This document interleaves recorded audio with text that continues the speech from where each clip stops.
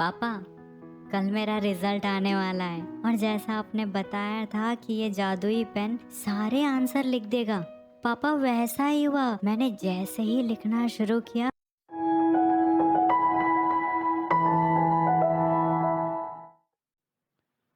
किशन एक बहुत ही शरारती बच्चा था जिसे सिर्फ क्रिकेट खेलना पसंद था और स्कूल में भी उसका पढ़ाई में बहुत कम ध्यान लगता था। पर जब भी दोस्त क्रिकेट खेलने के लिए कहते वो तुरंत तैयार हो जाता था।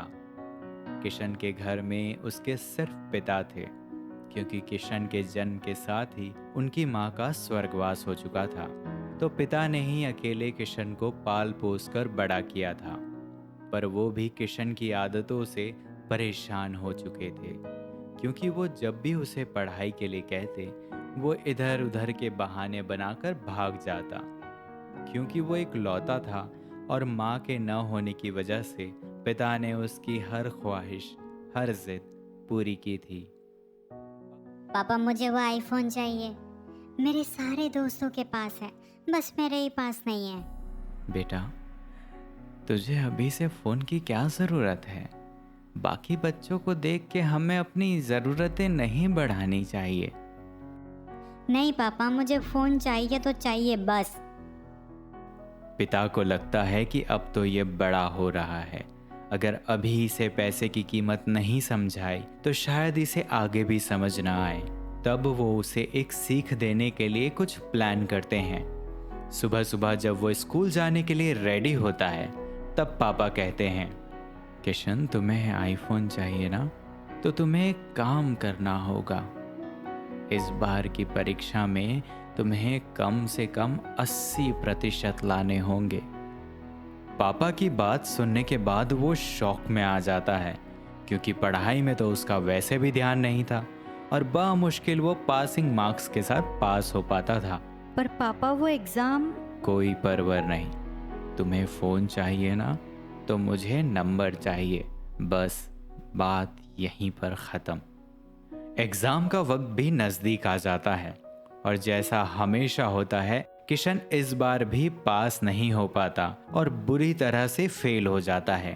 वो बहुत ज़्यादा उदास हो जाता है, क्योंकि ना तो उसने एग्ज़ाम के लिए कोई मेहनत की थी और ना ही उसे आईफोन मिलने वाला था। उल्टा उसे पापा से डांट सुननी पड़ती। रिजल्ट लेके जैसे ही वो स्कूल से बाहर आता है, स्कूल के वो दोस्त उसे फिर से चिढ़ाने लगते हैं कि वो फेल हो गया। वो स्कूल से रुआंसा होकर वापस घर आ जाता है और डरते हुए डोरबेल बजाता है। घर का दरवाज़ा खुलता है।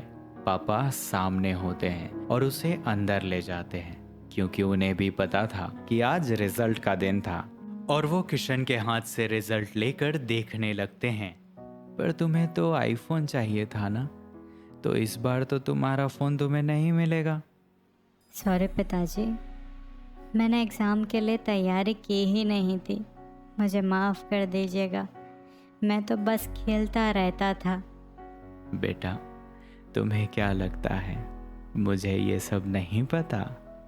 मैं सब जानता था, इसीलिए तो मैंने तुम्हें ये काम दिया था कि तुम अच्छे नंबर लेकर आओ।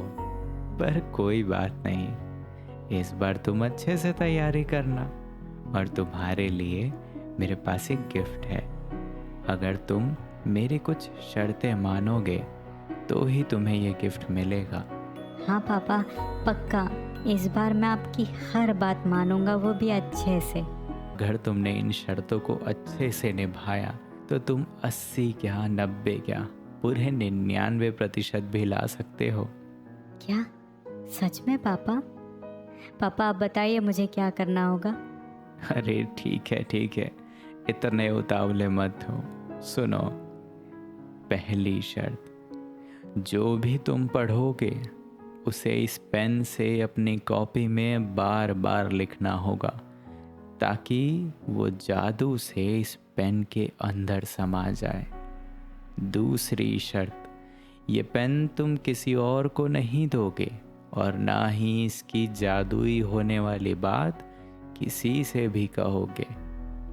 तीसरी और आखिरी शर्त, जब भी ये पेन से तुम कुछ लिख रहे हो या कभी भी पढ़ने बैठो, कभी भी बाहर मस्ती करने, क्रिकेट खेलने इधर उधर नहीं जाओगे। अपना ध्यान सिर्फ पढ़ाई में लगाओगे। ये शर्तें अगर मंजूर है तो ये पेन एग्ज़ाम के दिन अपने साथ लेकर जाना, और ये एग्ज़ाम के दिन सारे उत्तर ये खुद से लिख देगी। तुम्हें कुछ भी नहीं करना पड़ेगा, और अच्छे नंबर आए तो तुम्हारा फ़ोन भी आ जाएगा। ठीक है पापा, आपकी सारी शर्तें मुझे मंजूर हैं। मैं ना आज से ही तैयारी शुरू कर देता हूँ। अब किशन पूरे मन से पढ़ाई में लग जाता है। अब उसके दोस्त बुलाने भी आए तो ये कुछ ना कुछ बहाने करके उन्हें मना कर देता है। देखते ही देखते एग्ज़ाम के दिन आ जाते हैं और किशन खुशी खुशी सारे एग्ज़ाम्स देकर आता है। पापा, कल मेरा रिजल्ट आने वाला है, और जैसा आपने बताया था कि ये जादुई पेन सारे आंसर लिख देगा, पापा वैसा ही हुआ। मैंने जैसे ही लिखना शुरू किया, मेरे दिमाग में सारे आंसर अपने आप आते गए, और मैंने सबसे पहले सारे एग्जाम के पेपर खत्म कर दिए। अरे वाह बेटा, तूने तो कमाल कर दिया। अगले दिन स्कूल से रिजल्ट लेकर वो घर आता है और बड़ा ही शौक में होता है, क्योंकि पूरी क्लास में उसके सबसे ज्यादा प्रतिशत आए थे। अरे बेटा, क्या हुआ? इस बार भी तू फेल तो नहीं हो गया ना? नहीं पापा, मैं तो क्लास में सबसे ज्यादा नंबरों से पास हुआ हूँ। बस ये समझ नहीं आ रहा, क्या वाकई में इस पेन ने ऐसा जादू कर दिया? ये कैसे हो सकता है पापा? अच्छा सुन, इतना सोच मत, इधर आ, बैठ। तुझे अब एक राज की बात बताता हूँ। ये जादू तेरे पेन में नहीं, तुझ में था। जब तूने अपना ध्यान न भटकाते हुए पढ़ना शुरू किया था ना, उसी दिन से वो जादू काम करने लगा, जो इस पेन में नहीं बल्कि तुझ में था बेटा। देख, जो काम आपका दिमाग कर सकता है ना, वो कोई और नहीं कर सकता। ये आपके ऊपर है कि आप अपने दिमाग से अच्छा काम करते हो या समय व्यर्थ करने के लिए अपने दिमाग का इस्तेमाल करते हो। अब शायद तुझे इस जादू के खेल का मतलब समझ आ गया होगा। हाँ पापा, मैं समझ गया आप जो समझाना चाहते थे। अब मैं जो भी करूँगा पूरी लगन से करूँगा, और कोशिश करूँगा कि मैं जो भी करूँ उससे सबका अच्छा हो, और साथ में मेरी वजह से कभी किसी का नुकसान ना हो, ना ही किसी का दिल दुखे। थैंक यू सो मच पापा, मुझे सही वक्त पर ये सब कुछ समझाने के लिए। Thank you so much.